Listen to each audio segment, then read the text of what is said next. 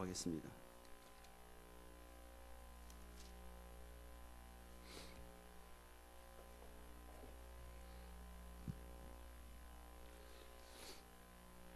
신명기 5장 19절 말씀을 우리 다 같이 한 목소리로 읽겠습니다. 시작. 도둑질하지 말지니라. 아멘. 오늘은 8번째 계명인 도둑질하지 말지니라는 주제로 함께 말씀을 나누도록 하겠습니다. 이 도둑질하지 말라라는 그 히브리 언어는요, 가나브인데, 이 가나브가 사람에게 사용될 때는 유괴나 임신 매매의 금지, 그리고 어떤 사물에게 사용될 때는 일반적인 절도 행위를 금지하는 말로 쓰이게 되었습니다. 그래서 얼핏 보게 되면 이 도둑질하지 말라라는 말씀은요, 그다지 어렵지 않은 계명처럼 보입니다. 왜냐하면 실은 우리가 살면서 뭐 다른 사람을 유괴하거나 뭐 임신매매하는 거 없고, 또 일반적인 사람이라면 남의 것들을 이렇게 함부로 가지 않기 때문에 그렇습니다. 그렇기 때문에 우리는 이 8째 계명은 별로 나와 이렇게 상관없이 지킬 수 있는 계명이라고 생각할 수가 있습니다. 그렇지만 이 8번째 계명은요, 단순히 남의 물건을 훔치지 말라는 소극적인 의미를 넘어서 우리들의 경제생활 전반에 걸쳐서 아주 적극적인 태도를 요구하고 있습니다. 여러분들 성경에 보면 중요한 단어들이 있는데, 우리가 신앙생활하면서 여러분 믿음이라는 게 굉장히 중요하지 않습니까? 근데 믿음이라는 단어가 성경에서는요 214회가 나오고요, 또 우리가 신앙생활에 어떻게 보면 제일 중요하다 할 수 있는 구원이라는 단어가 218회가 나옵니다. 근데 여러분들 재물, 이 돈과 관련된 표현이 성경에는 몇 번 나온지 아십니까? 3000번 이상이 나와요. 놀라지도 않으시네요. 여러분들이 충분히 다 이해하시나 보죠? 어떻게 보면 왜 믿음이나 구원이라는 단어의 10배가 넘는 이 단어들이 재물에 대해서 나오거든요. 근데 이렇게 많이 나오는 이유는 그만큼 재물이라는 것은 아주 중요한 분별력이 필요하기 때문에 바른 가르침을 갖고 있으라는 것입니다. 그렇기 때문에 예수님의 삶 가운데도 예수님께서는 제자들에게 많은 가르침을 주셨는데, 특별히 예수님도 평소에 재물에 대한 많은 가르침을 제자들에게 말씀하셨습니다.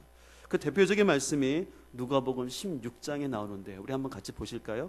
여러분들 신약성경 누가복음을 찾겠습니다. 누가복음 16장 13절입니다. 신약성경 123쪽에 있습니다.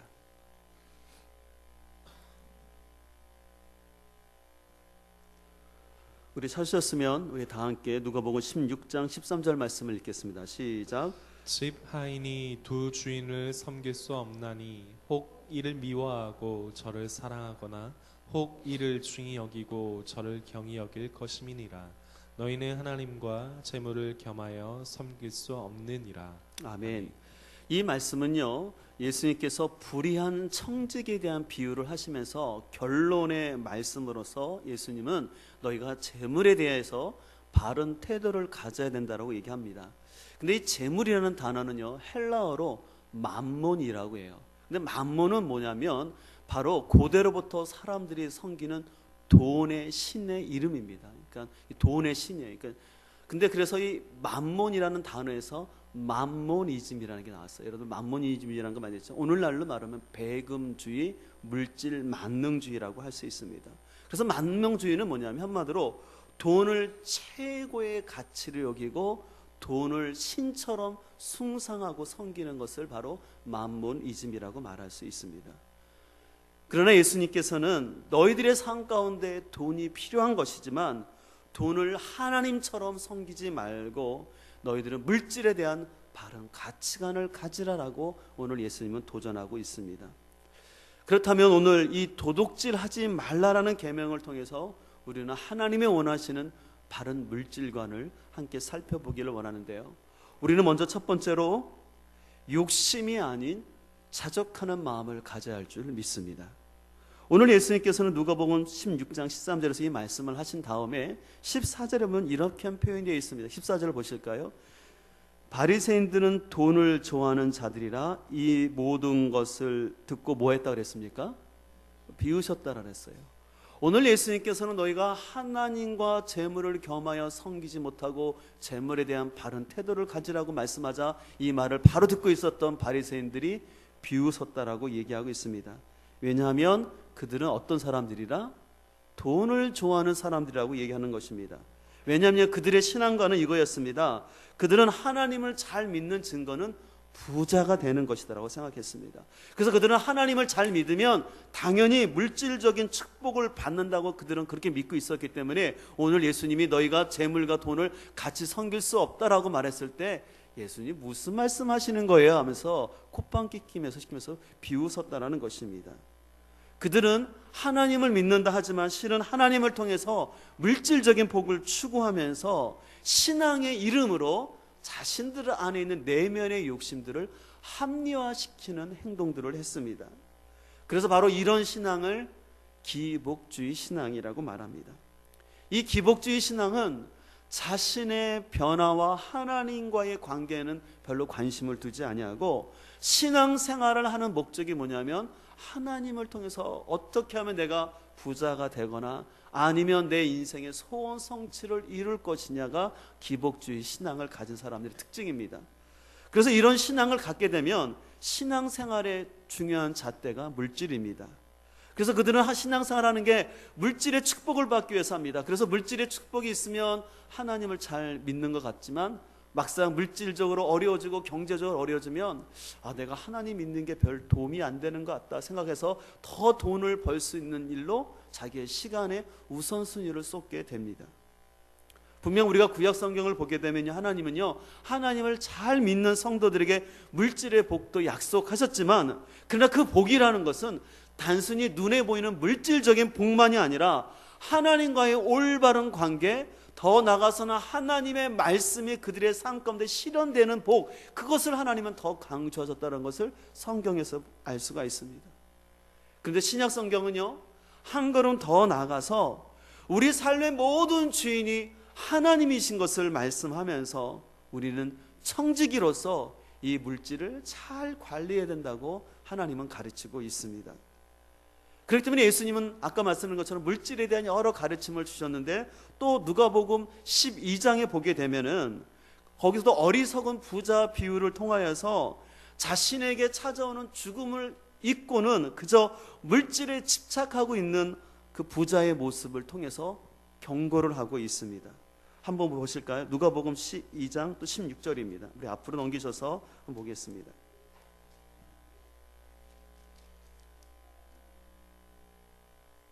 누가복음 12장 16절입니다. 우리 12절부터 21절까지 같이 읽겠습니다. 시작.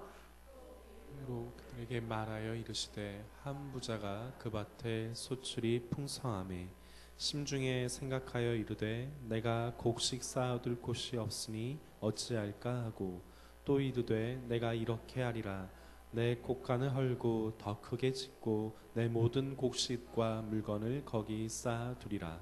또 내가 내 영혼에게 이르되 영혼아 여러 해 쓸 물건을 많이 쌓아두었으니 평안히 쉬고 먹고 마시고 즐거워하자 하리라 하되 하나님은 이르시되 어리석은 자여 오늘 밤에 내 영혼을 도로 찾으리니 그러면 내 준비한 것이 누구의 것이 되겠느냐 하셨으니 자기를 위하여 재물을 쌓아두고 하나님께 대하여 부여하지 못한 자가 이와 같으니라. 아멘.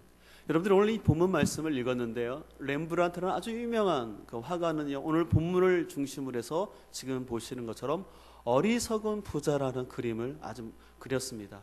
참 저 그림은 참 놀라운 명화인데요. 여러분들 저 그림을 잘 보게 되면 촛불이 켜 있는 걸 봐서는 밤인 것을 알 수가 있습니다. 그래서 밤은 깊어졌는데 아주 화려한 옷을 입은 한 부자가 그 불빛 안에서 동전을 보고 있는데 그 부자의 모습을 보면 주름이 있는 것을 보면 이제 황혼이 없나 남지 않은 사람인 것을 알 수 있습니다. 근데 화려한 저 옷을 입은 부자가 유심히 촛불 안에서 오른손을 움켜쥐고 보고 있는 게 있는데 그 뭐냐면 동전입니다. 자기가 갖고 있는 그 동전을 오른손으로 살짝 감추고는 유심히 그 동전을 살피고 있는 것입니다. 그리고 여러분들 그 주변을 보게 되면 여러 가지 땅 문서나 집 문서 같은 것들이 잔뜩 쌓여져 있는 것을 볼 수가 있습니다.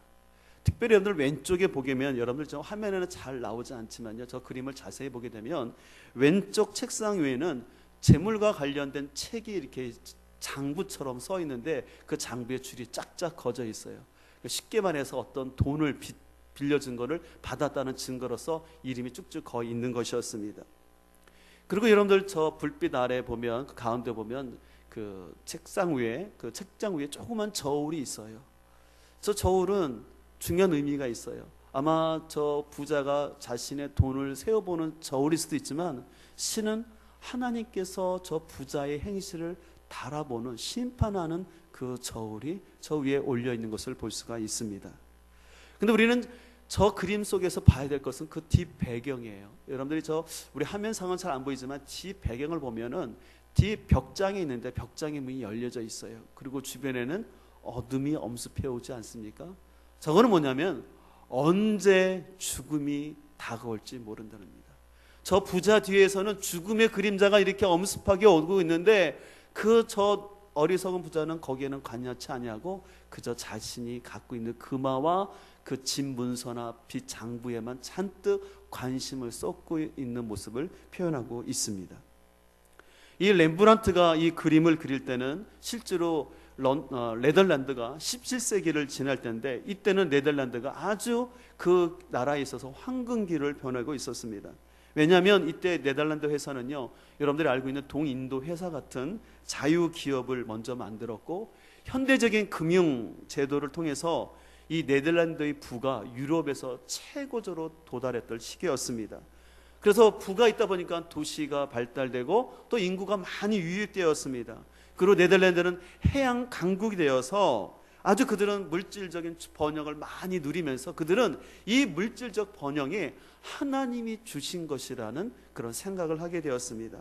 그런데 이 부유한 네덜란드에 큰 딜레마가 생겼어요. 어떤 딜레마냐면 그들은 나름대로 신앙의 이름을 가지고 경건하게 살면서 금명과 성실을 강조했지만 이 물질이 늘어나면 늘어날수록 네덜란드 사회 속에서 나날이 증가하는 건 술집만 증가하고 성적인 범죄가 많이 일어나면서 오히려 가정이 깨어지는 이 현상이 계속해서 나타나는 것을 볼 수가 있습니다. 지금 현재도 네덜란드라는 나라는 잘 살고 있는 선진국이지만 실은 영적으로는 아주 죽어있는 나라입니다.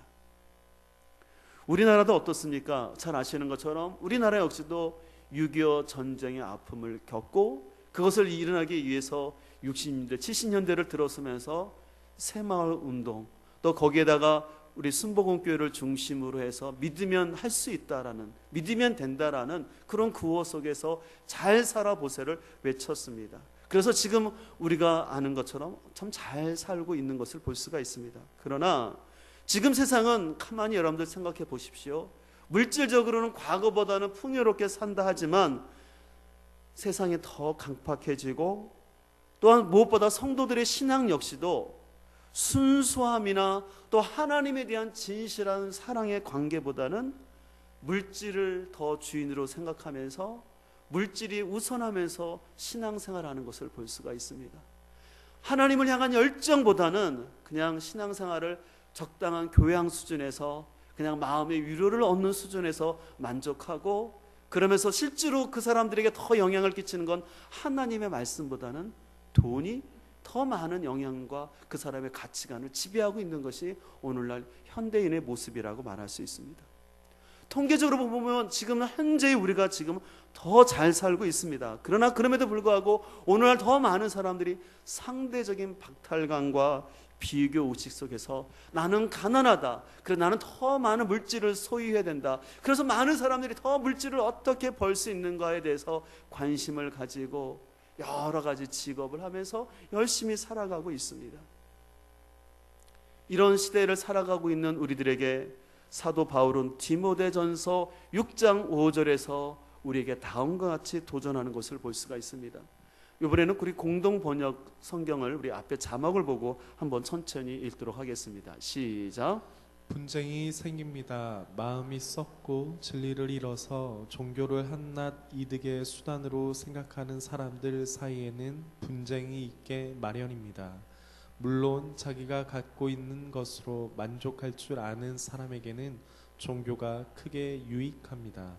우리는 아무것도 세상에 가지고 온 것이 없으며 아무것도 가지고 갈 수 없습니다. 먹을 것과 입을 것이 있으면 그것으로 만족하시오. 부자가 되려고 애쓰는 사람은 유혹에 빠지고 올가미에 걸리고 어리석고도 해로운 온갖 욕심에 사로잡혀서 파멸의 구렁텅이에 떨어지게 됩니다. 돈을 사랑하는 것이 모든 악의 뿌리입니다.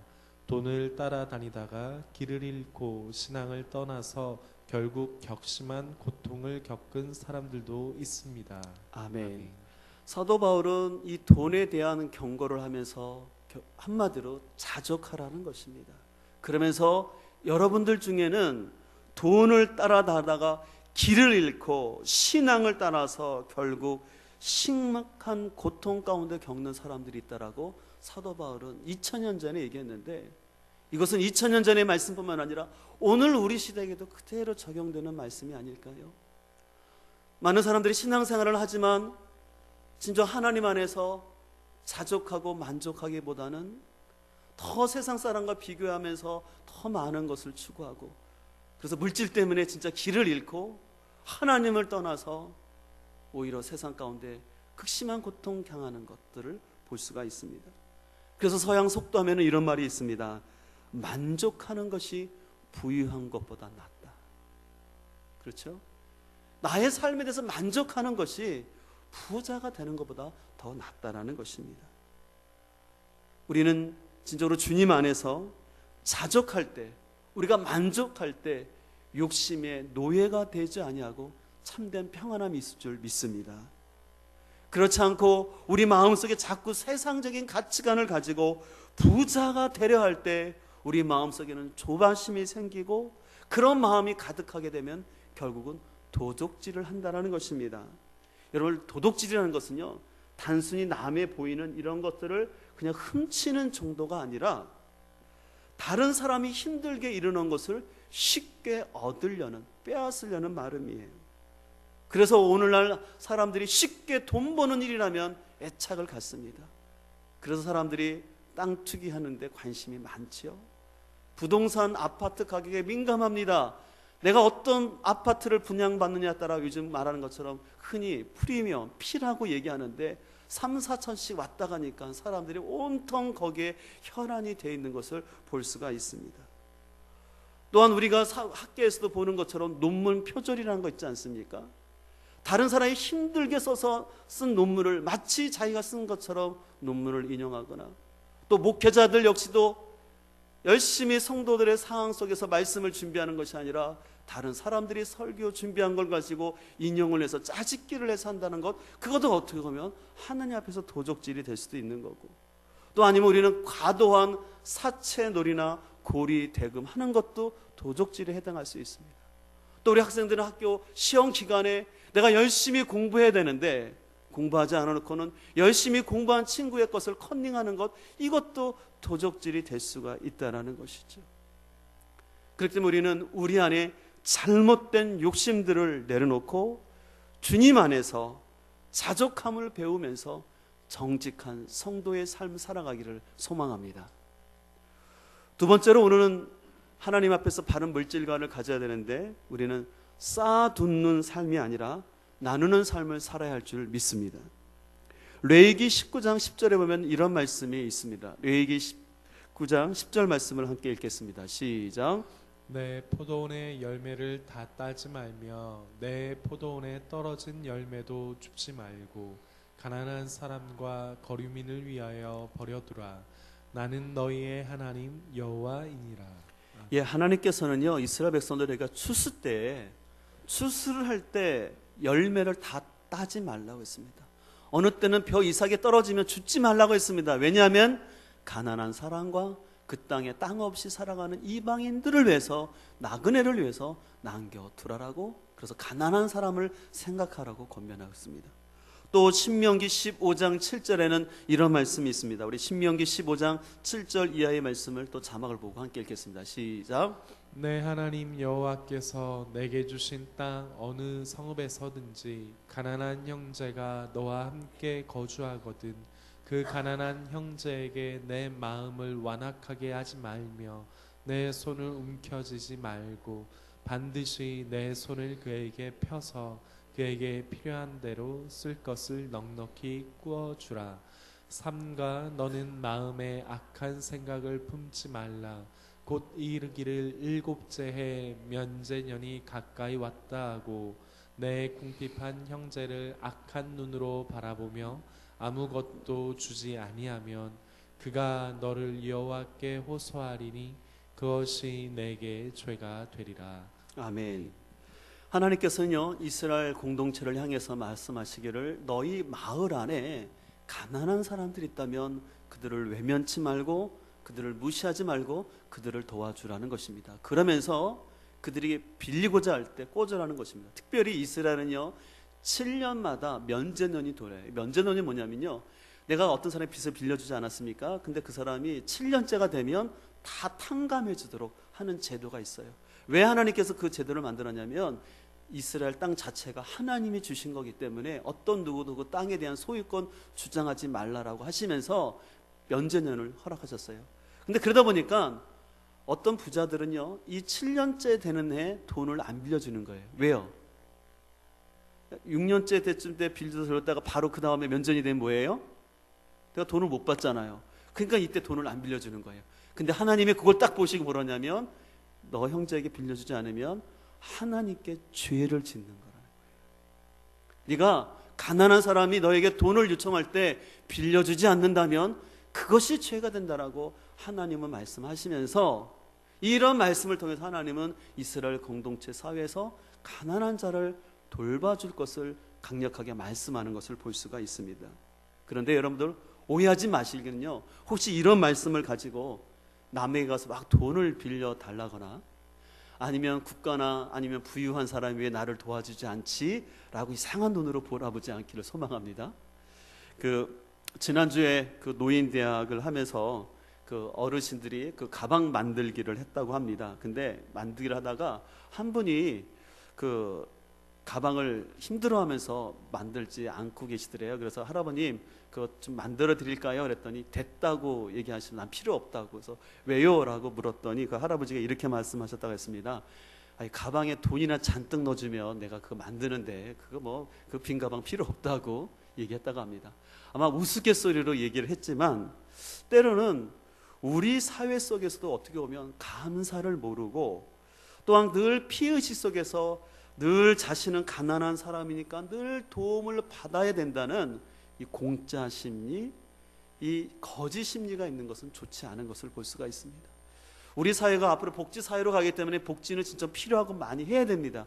그러나 잘못하면은 사람들이 너무 이 공짜 심리에 익숙해서 그냥 정부에서 무조건 줘야 된다고 생각하고 열심히 일을 하려 하지 않고 또한 부자들을 향해서 원망하고 불평하고 부자들이 더 세금을 내야 된다라는 그런 관점에서 본다면 결코 그 공동체는 건강한 공동체가 될 수가 없습니다. 그렇기 때문에 주님께서는요, 여러분들 실은 이 10계명 오늘 8번째 계명의 세부 규정이 신명기 25장에 나오게 되는데 특별히 신명기 23장 24절을 보게 되면 이런 규절도 있어요. 하나님께서 뭐라 그러냐면 너희가 이웃의 포도원에 가서 그 포도를 따먹을 수는 있다. 배불리 따먹어라. 그러나 그릇에 담아오지는 말라라는 것입니다. 이 의미를 아시겠습니까? 가난한 사람에게 다른 사람 포도원에 가서 배고프니까 너 먹을 수 있다라는 것입니다. 그러면 거기서 네가 배불리 먹지, 과다한 욕심을 가지고 다른 열심히 농부한 농사한 사람의 피해를 줄 정도로 너희가 그릇에까지 담아오는 그런 공짜 심리, 거짓 심리 갖지는 말라라고 하나님께서도 이스라엘 백성들에게 가르치고 있는 것입니다. 이것은 뭡니까? 배려의 은혜도 모르고 잘못된 피해의식 속에서 욕심 부리지 말라라는 것입니다. 요즘 우리 사회에서 피게팅 열풍이 불고 있습니다. 우리 어르신들은 잘 모르실 텐데요, 이 피게팅이 누구냐면 토마 피게팅 교수를 말하는데 프랑스의 경제학자가 쓴 21세기 자본이라는 책 때문이 그렇습니다. 저 지금 미국에서 또는 지금 한국 사회에서도 많은 논란을 낳고 있습니다. 저 책이 굉장히 두꺼워요. 이렇게 두꺼운 책인데 어려운 경제학서지만 쉽게 말해서 저 피게팅 교수가 말하는 건 이것입니다. 한마디로 지금 세상은 부의 세습으로 인한 부의 축적이 노동을 통해서 얻는 부보다 훨씬 강력하기 때문에 경제적 불평등이 심화된다는 것입니다. 그래서 이 피게팅 교수는 과격한 표현을 했어요. 과중한 세금 정책을 통해서 이 양극화의 문제를 해결해야 된다라고 얘기를 하는 것이었습니다.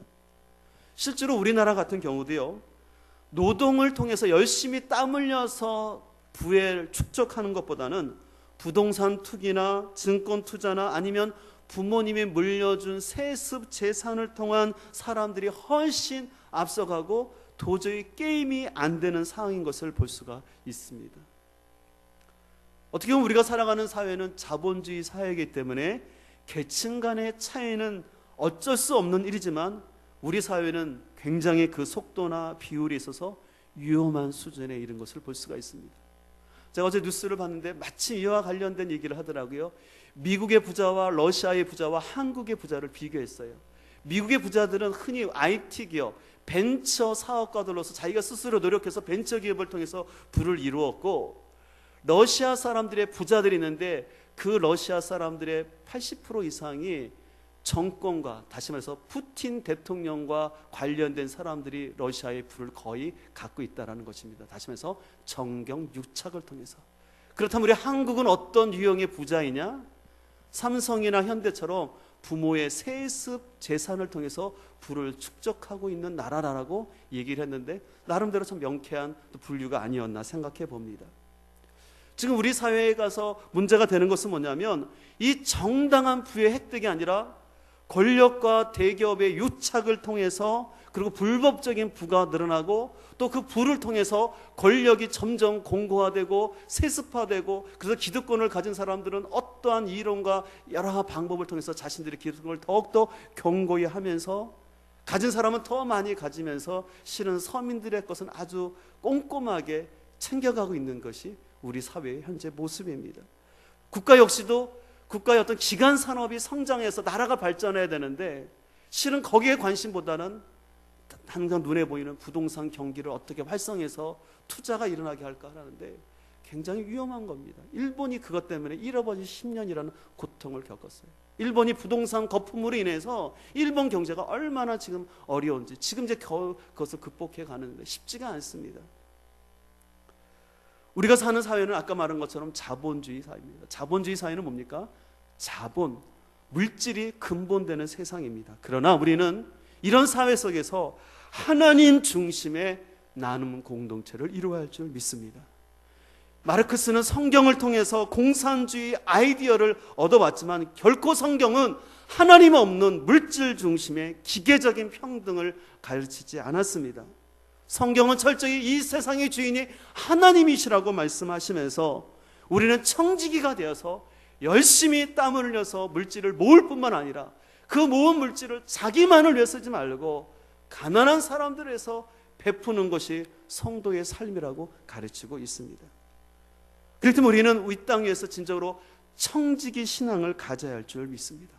청지기 신앙은 내가 주인이 아니라 나는 하나님 것을 맡은 자로서 나에게 맡겨진 것을 잘 관리하겠다라는 마음입니다.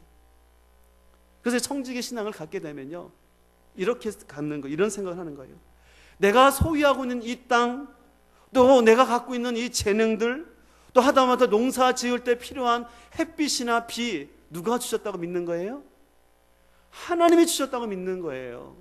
하나님이 나에게 생명을 주셨으니까 내가 이런 재능도 있고, 그래서 여러분들 각자 재능이 있지 않습니까? 그럼 여러분들 우리는 이렇게 돼요. 이건 내가 잘나서 부모님께 내가 유전으로 받았다는 게 아니라 이건 하나님이 나에게 주신 재능이구나, 선물이라는 것을 알아야 됩니다.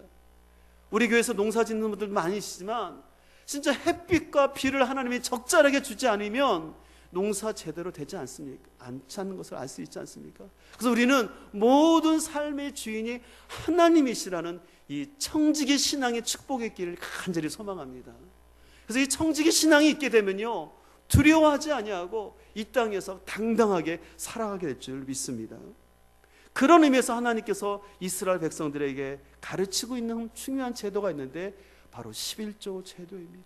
하나님 이 11조 제도를 통해서 너희의 인생의 물질의 주인이 하나님인 것을 가르치면서 또한 이웃 사랑을 가르치고 있는 것입니다. 왜냐하면 하나님께서 이 11조 제도를 통해서 경제적 약자를 돌보게 하시면서, 저번에 제가 안식일과 관련돼서 설교를 하면서 경제적 약자들에게 안식을 제공하면서 이스라엘 사회 가운데 하나님이 원하시는 나눔의 공동체를 실현시키기를 원하셨습니다. 그렇지만 여러분들, 우리 말라기에서 보는 것처럼 이스라엘 사회는 이 11조의 정신을 잃어버렸습니다. 그로 인하여서 말라기 3장 8절에서 하나님이 이렇게 말씀하시는 것을 볼 수 있습니다. 우리 잘 아시는 말씀인데 말라기 3장 8절 9절 말씀을 함께 읽겠습니다. 시작. 하나님의 것을 도둑질하겠느냐? 그러나 너희는 나의 것을 도둑질하고 말하기를 우리가 어떻게 주의 것을 도둑질하였나이까 하는도다. 이는 곧 11조와 봉헌물이라. 너희 곧 온 나라가 나의 것을 도둑질하였으므로 너희가 저주를 받았느니라. 아멘. 하나님께서는요, 이스라엘 백성들에게 너희가 나의 것을 도둑질하였다라고 말합니다. 근데 그 도둑질한 것 증거가 뭐냐면 너희가 11조를 하나님께 드리지 않음으로 인해서, 물질이 너희 건지 아느냐? 내 것 아니냐? 내가 너희들에게 땅을 주고 너희들에게 햇빛과 비를 줘서 이렇게 농사질 수 있고 이렇게 잘 살게 했는데 너희들은 너희들의 탐욕 때문에 그 11조를 드리지 않음으로 인하여 하나님 것을 도적질하고, 그로 말미암아 너희 지금 이스라엘 공동체가 이 저저 같은 공동체의 붕괴가 일어나고 있지 않느냐라고 말라기의 선자를 통해서 이스라엘 백성들에게 경고하는 것을 볼 수가 있습니다. 그래서 하나님께서는 이 11조 제도를 통해서 이스라엘이 만문을, 물질을 섬기는 세상 나라가 아니라 나눔과 신앙의 공동체가 되기를 이스라엘 백성들에게 가르치기를 원하셨습니다. 신약 성경은 이에 아예 한 걸음 더 나가서 이렇게 말합니다. 그래서 에베소서 4장 28절에서 사도 바울은 도둑질하는 자는 다시 도둑질하지 말고 돌이켜 가난한 자에게 구제할 수 있도록 자기 손으로 수고하여 뭐를 해라? 선한 일을 하라는 거예요. 자기 스스로 더 이상 도둑질하지 말고 스스로 수고하여서 그 수고한 물질을 가지고 선한 일, 이웃을 돌아보고 가난한 사람들에서 베푸는 삶을 하려는 것입니다. 여기에 바로 그리스도인의 재정 원칙이 담겨져 있습니다. 물질을 내가 벌었으니까 다 내 것이라는 태도가 아니라 이 물질의 주인이 하나님인 것을 고백하면서 하나님이 원하신 대로 물질을 쓰면서 우리 주위에 가난한 자들을 돕는 적극적인 자세가 필요할 줄 믿습니다. 그런 의미에서 우리는 성부의 삶을 추구해야 될 줄 믿습니다. 여러분, 성부가 뭔지 아십니까? 성부는 말 그대로 한자어로서 깨끗한 부자가 된다는 것이에요. 물질을 모으되 수단 방법을 가리지 않고 막 모으는 것이 아니라 깨끗하게 돈을 버는 거예요. 그러나 버는 것으로 끝나지 아니하고 그것을 가지고 또 하나님 나라와 가난한 사람들에서 나눌 때 이것이 바로 성부가 될 수 있습니다. 바로 이렇게 하는 사람을 하나님께서는, 예수님께서는 그를 기억하신다고 말씀하십니다. 그래서 예수님께서는 마태복음 25장 35절 이하에서 이렇게 말씀하십니다. 우리 앞에 자막을 보고 한번 같이 읽겠습니다. 시작. 내가 줄일 때 너희가 먹을 것을 주었고 목마를 때 마시게 하였고 나그네 되었을 때 영접하였고 벗었을 때 옷을 입혔고 병들었을 때 돌아보았고 옥에 갇혔을 때 와서 보았느니라. 내가 진실로 너희에게 이르노니 너희가 여기 내 형제 중에 지극히 작은 자 하나에게 한 것이 곧 내게 한 것이라. 아멘. 오늘 주님은 너희 중에 지극히 작은 자, 이 지극히 작은 자라는 갚을 능력이 없는 사람이에요. 구체적으로는 복음 사역을 위해서 수고하는 전도자들 뿐만 아니라 어떻게 보면 그 시대의 가난한 사람들이에요. 근데 바로 그 가난한 사람들에게 한 것이 바로 내게 한 것이다. 그래서 내가 그 사람을 기억하실 것이라고. 또 반대로 이렇게 도전하십니다. 너희가 이 땅에 살면서 그런 가난한 자, 약한 자를 돌아보지 않으면 너희가 나를 영접한 것 아니기 때문에 내가 너희를 기억하지 않겠다. 너희가 아무리 이 땅에서 부유하게 살았을지라도 너희 주변에 있는 지극히 작은 자들을 돌아보지 않은 사람은 내가 너희를 기억하지 않겠다. 세상은 돈 많은 사람을 기억할지 모르지만 하나님은 하나님의 이름으로 섬기는 사람을 기억할 줄 믿습니다.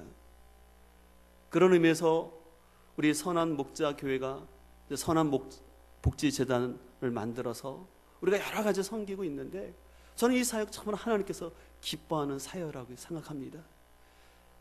우리 강동 목사님과 사모님 또 많은 지체들이 이 도시락 배달을 매일같이 하고 있지만, 실은 그 시골에 계신 할머님들 이 도시락 하지만 우리가 바로 교회 나오라고 얘기하지 않죠.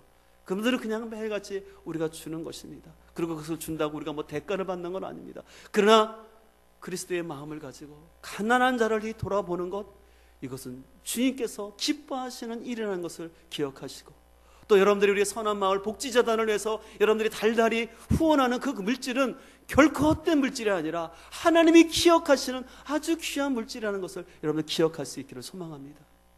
저는 오늘 이 도둑질하지 말지라는 이 계명을 통해서 우리가 단순히 남의 것을 훔친 것이 아니라 내가 가난한 자를 돌아보지 않으면 그것이 하나님의 죄라고 말씀하시는 이 하나님의 도전을 우리가 가슴 깊이 받아들일 수 있기를 간절히 소망합니다. 아, 그렇구나. 내가 열심히는 살아왔지만 내가 진짜 가난한 사람, 내 주위를 돌아보지 않는 것, 이것이 죄라는 사실을 깨닫고 그 청지기 정신을 가지고 나눌 수 있기를 간절히 소망합니다. 그래서 저는 소망합니다. 여러분들 경주 최부잣집 얘기 아시죠? 그처럼 저는 우리 교회 주변에 있는 사람들이 밥 굶는 사람은 없도록 우리 교회가 책임져주는 그런 교회가 되기를 간절히 소망합니다. 오늘 말씀을 마치면서 잠언 30장 8절에 나오는 아굴의 기도를 함께 읽고 말씀을 마치도록 하겠습니다. 한번 우리 잠언 30장 8절 9절 말씀을 읽도록 하겠습니다. 시작. 곧 헛된 것과 거짓말을 내게서 멀리하옵시며 나로 가난하게도 마옵시고 부하게도 마옵시고 오직 필요한 양식으로 내게 먹이시옵소서. 혹 내가 배에서 하나님을 모른다 여호와가 누구냐 할까 하오며 혹 내가 가난하여 도둑질하고 내 하나님의 이름을 욕되게 할까 두려워함이니이다. 아멘. 이 고백처럼 우리 안에 있는 욕심들을 버리고 하나님 안에서 자족하며 나눔을 즐기는 하나님의 신실한 청지기가 되기를 간절히 소망합니다. 이 시간 우리 말씀을 기억하시면서 우리 함께 찬양하기를 원하는데, 아주 간단한 멜로디입니다. 사랑의 나눔 있는 곳에 하나님께서 계시도다라는 찬양인데요, 우리 같이 한번 이 찬양을 말씀을 기억하면서 함께 하도록 하겠습니다.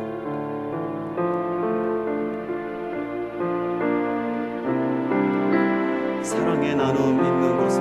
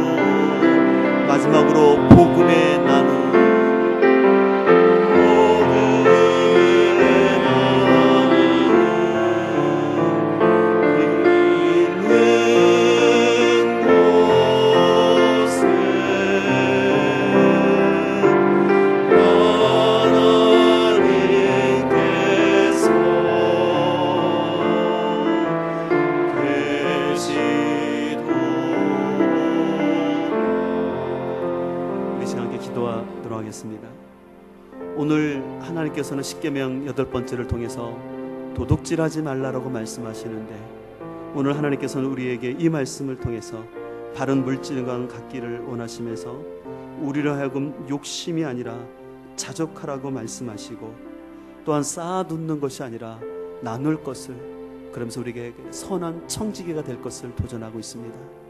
하나님, 혹시 내가 하나님 앞에서 그런 도둑질하는 그런 마음으로, 내가 그런 욕심 가운데 하나님의 것을 혹시 도둑질하지 않았는지요? 나의 물질 생활을 다시 한번 돌아보면서 주님, 나로 하여금 우리 가정의 재정이 하나님께서 기억하시고 축복하시는 그런 가정의 재정 되기를 원합니다. 주님, 우리 가정에 나의 경제 생활이 바로 되게 하여 주시옵소서. 하나님이 기뻐하시는 재정을 사용하는 우리 가정 되게 하달라고 함께 말씀을 기억하며 기도하도록 하겠습니다. 하나님, 오늘 말씀을 통해서 하나님께서 모든 만물의 주인 되시기에 우리가 바른 청지기의 삶을 살 것을 가지고 도전하신 하나님, 너희는 도둑질하지 말라는 말씀을 통해서 하나님은 우리 안에 있는 탐욕과 욕심들을 버리게 하여 주시옵소서. 하나님, 우리가 욕심이 아니라 자족하는 마음을 갖게 하여 주시옵소서. 하나님 아버지, 나를 위해서만, 나의 노년을 위해서만 쌓아두는 삶이 아니라 나누게 하여 주옵소서. 가난한 형제, 하나님 나라를 위해서, 선교와 구제하는 일을 위해서 바로 나눌 수 있도록 도와주시옵소서. 하나님, 우리가 이 땅을 살아가면서 하나님이 기억하시는, 하나님이 인정하시는 그런 재정을 사용하게 하여 주옵소서. 나를 위해서만 쌓아두고 있는 그런 탐욕의 사람이 아니라 가난한 사람을 위해서 나누고 섬길 수 있는 그런 은혜들을 베풀어 주시옵소서. 우리 사랑하는 성도들의 가정이, 우리 성도들의 삶의 재정이 참으로 하나님께서 인정하시고 기억하시는 아름다운 축복의 가정들 되게 하여 주시옵소서. 감사를 드렸고 예수의 이름으로 기도했습니다. 하나님, 오늘 도둑질하지 말라는 8번째 계명을 통해서 우리에게 바른 물질관 갖기를 소망합니다. 주님, 우리 안에 욕심과 탐심을 내려놓게 하여 주시옵시고 하나님 안에서 자족하며 만족하는 삶 살게 하여 주셔서 돈이 우리의 우상이 되지 않게 하여 주시고 만몬을 따라가지 아니하도록 도와주옵소서. 하나님, 또 우리가 열심히 벌지만 나를 위해서만 쓰는, 나만을 위해서만 쌓아두는 삶이 아니라 지극히 작은 자들을 위해서 나누고 선교하고 구제하는 일에 즐거이 자원함으로 드릴 수 있는 온전한 청지기 신앙을 허락하여 주옵소서. 그래서 우리 사랑하는 성도들의 재정이 하나님께서 인정하시고 기억하시는 아름답고 축복의 통로가 되는 재정 되게 하여 주옵소서. 감사를 드렸고 예수 이름으로 축복하며 기도했습니다. 아멘. 이 시간 다 함께 일어나셔서